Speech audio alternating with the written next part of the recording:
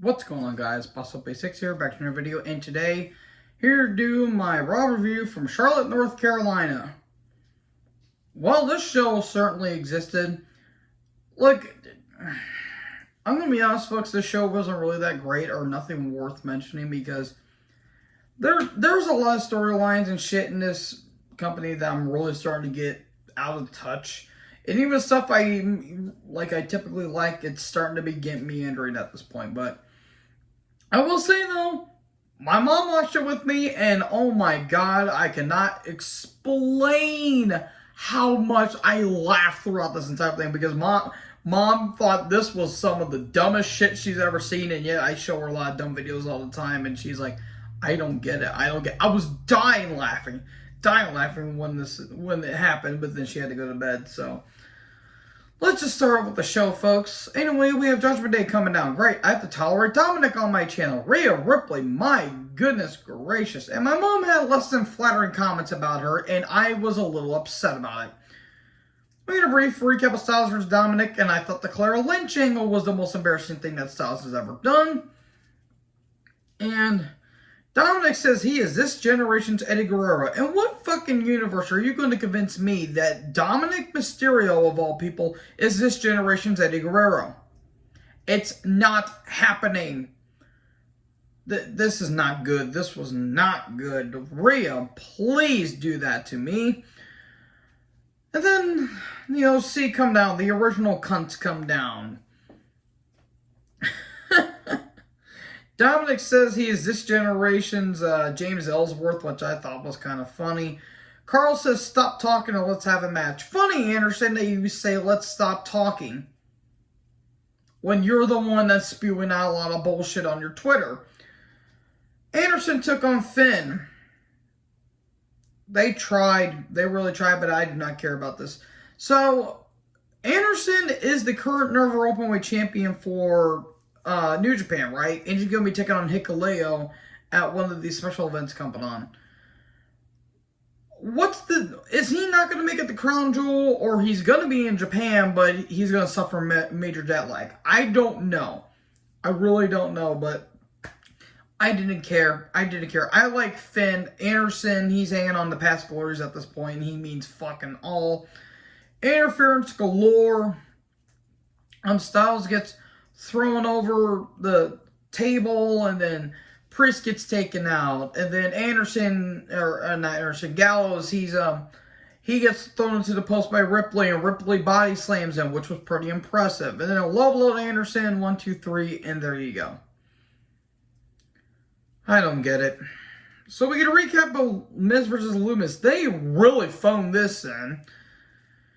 Gargano's backstage, and Miz shows up, and he says, oh yeah, I'll prove to you that I'm not a liar. And Miz comes down. Dale Earnhardt Jr.'s in the ring. Or he's in the crowd, actually. Cool. That's cool. And Miz talks about Loomis, and he says Loomis targeted my mind, and the reason why that he was upset is because I didn't pick him as my best friend. I picked Ciampa. This got really fucking stupid really quick. They never explained why Miz is being attacked by Loomis. It's stupid. And then Gargano comes down, and Gargano says you're full of crap, and Ciampa isn't missing, he's actually injured, which is why he hasn't been on TV for the past few weeks. Which I hope it's not a major one, because Ciampa has been through a lot of injuries. Just read up on it. It's fucking ridiculous. So anyways, he says, I have the whistle. Do you want me to blow the whistle? The truth will set you free. And here comes our truth. Him and Shelton Benjamin have been tag teaming on main event. So that's why I haven't cared. I love truth. This was completely fucking stupid. He talks about mac and cheese and how Miz says it's disgusting. They're fighting over mac and cheese. They are fighting over shampoo. How about we have a match? I don't want a match. Are you scared? Okay, let's have a match. Miz took on truth. This match was fucking pointless. It was completely pointless. I'm glad that Truth's on TV. We haven't seen him since 24/7 bullshit, but Loomis is in the crowd, or is it? And then Miz gets distracted. He gets rolled up 1, 2, 3, and then it's actually Gargano. God, Jesus Christ. I don't get this. This is completely fucking dumb. So, Kathy Kelly, my goodness gracious. Her and Kim Soraya are having an interview, and, you know, what's it like to be on Raw? And Candace talks about how her and Gargano were on NXT, and we had to expand the family. And then Damage Control show up. And then Bayley says, "Who cares?" And Candace says, "Well, we know there's some things we do know. You know, Io is not trustworthy, Dakota is spiteful, and you're not Raw Women's Champion." And then Bayley's like, "Oh yeah?"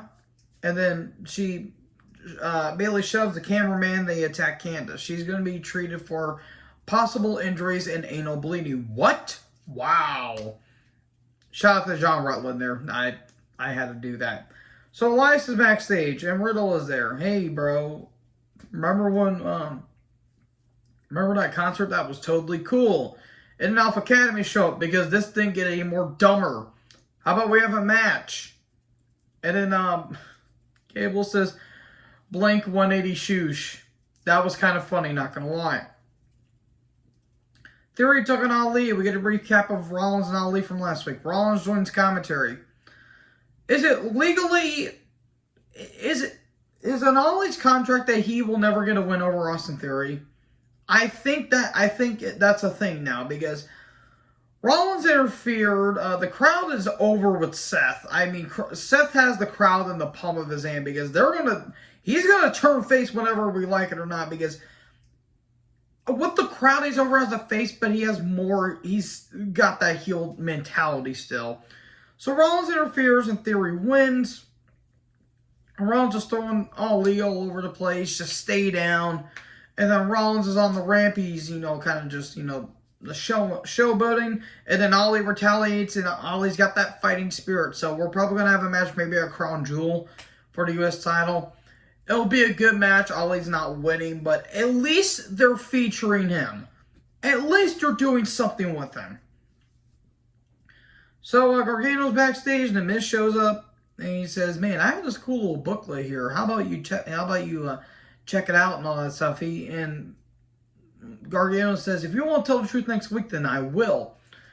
And all of a sudden, JBL and Corbin show up, and then JBL is like, "Back in our days, we will respect the legends." And Gargano says, "Nice to meet you, MC Hammer Pants," which I thought was kind of funny. And then he said to Corbin, What is your name? Happy, Baron, Constable, Boring, or King?" Yeah, it was King, Constable, and Happy. Are you boring? "Oh, I meant Baron." I mean, to be fair, Gargano's not technically wrong because Corbin's a great athlete. His character's just boring as hell. They're going to have a match later tonight. And then Bianca and Bayley video packages are having a main event tonight. Almost an MVP come down. Oh my God, this happened on my television. This took for fucking ever to start because it was just going on and on and on. Like, get to the point.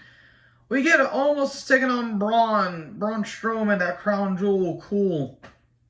It'll be a cool spectacle, but that's about it. And then almost took on 4 local enhancement talent. One of them looked like Jerry Sag's son for some reason, which I thought was kind of funny. Almost won. It took way longer than it should have. Then Evil with those took on Elias. I have an honest to God question. What is the end game with Alpha Academy? Like, honestly, what is the end game with this? It feels like it's just nothing. It does nothing for Otis. It does nothing for Gable. Gable's always taking pins, and Otis is somehow the strong one.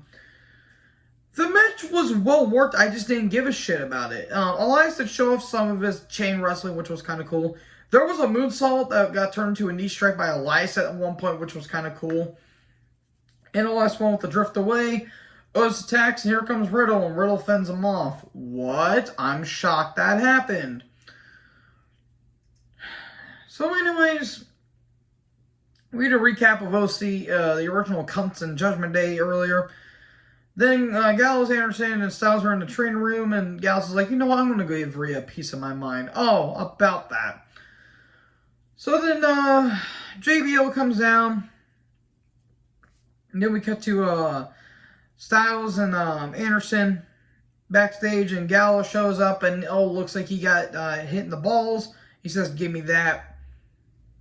And there you go. And they say he's always bad with women. Great, you're making Styles uninteresting. Thanks, guys. I hate it. All right, so JBL, he kind of does his typical shtick. And then Baron Corbin took on Gargano with JBL on commentary. It was a well-worked match. I just didn't care about it. And at one point, Gargano was wearing JBL's hat. JBL interferes, and there you go. Corbin wins. Cool.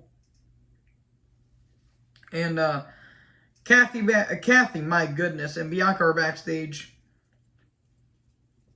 And just kind of talking about what's going to happen with the main event. And then Gargano and Miz backstage. Oh, wait, no, I apologize. This is where Miz, where Gargano is says, "If you don't tell a secret, I will next week."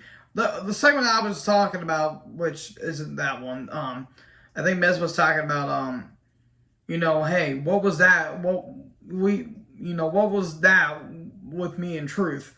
So there you go. I apologize, I got that mixed up because this show really started to blend together at this point. We're towards the end, folks. We are towards the end because we get a Brock Lesnar and Bobby Lashley video package. That match should be pretty damn good. If it's not better than the Rumble match, I'll be kind of disappointed because I like the Rumble match, but it got a little overbooked towards the end. And plus, Bobby was hurt as well, so. So it was Bayley with Damage Control took on Bianca. They gave the women plenty of time here. This was almost 20 minutes without commercial breaks.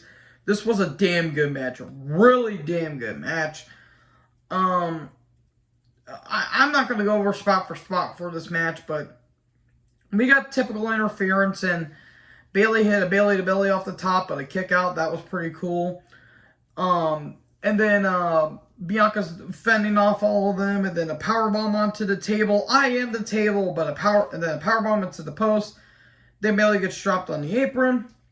Even Dakota get attacked.